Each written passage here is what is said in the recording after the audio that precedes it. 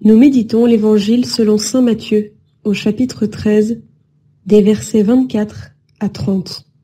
Laissez-les pousser ensemble jusqu'à la moisson. En ce temps-là, Jésus proposa aux foules une autre parabole.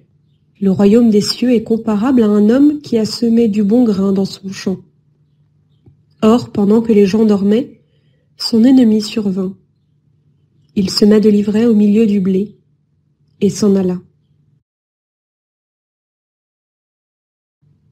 Quand la tige poussa et produisit l'épi, alors l'ivraie apparut aussi. Les serviteurs du maître vinrent lui dire : « Seigneur, n'est-ce pas du bon grain que tu as semé dans ton champ ? D'où vient donc qu'il y a de l'ivraie ? » Il leur dit : « C'est un ennemi qui a fait cela. » Les serviteurs lui disent : « Veux-tu donc que nous allions l'enlever ? » Il répond : « Non. En enlevant l'ivraie, vous risquez d'arracher le blé en même temps. Laissez-les pousser ensemble jusqu'à la moisson. Et au temps de la moisson, je dirai aux moissonneurs : enlevez d'abord l'ivraie, liez-la en botte pour la brûler. Quant au blé, ramassez-le pour le rentrer dans mon grenier. »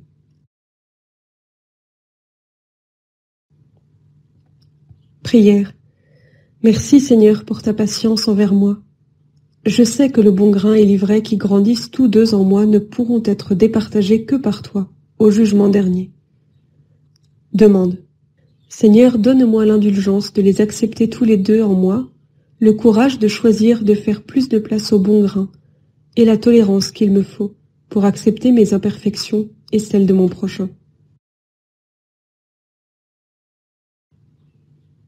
Réflexion. Premier point. Seigneur, n'est-ce pas du bon grain que tu as semé dans ton champ ? D'où vient donc qu'il y a de l'ivraie ? L'ennemi a semé en chacun de nous l'ivraie, le mal. Nous sommes ainsi faits et le Seigneur l'accepte. Nous aussi devons l'accepter. Le pardon ne peut venir que de l'acceptation de nos fautes d'abord et avant tout. Deuxième point. Non. En enlevant l'ivraie, vous risquez d'arracher le blé en même temps. Laissez-les pousser ensemble jusqu'à la moisson.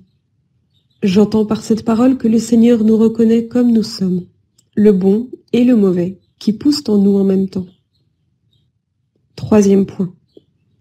Enlevez d'abord l'ivraie, liez-la en botte pour la brûler. Quant au blé, ramassez-le pour le rentrer dans mon grenier. Toutefois, cette reconnaissance n'est pas une absolution. Il nous faut accepter ces parts d'ombre en nous, tout en travaillant à les détacher du bon grain.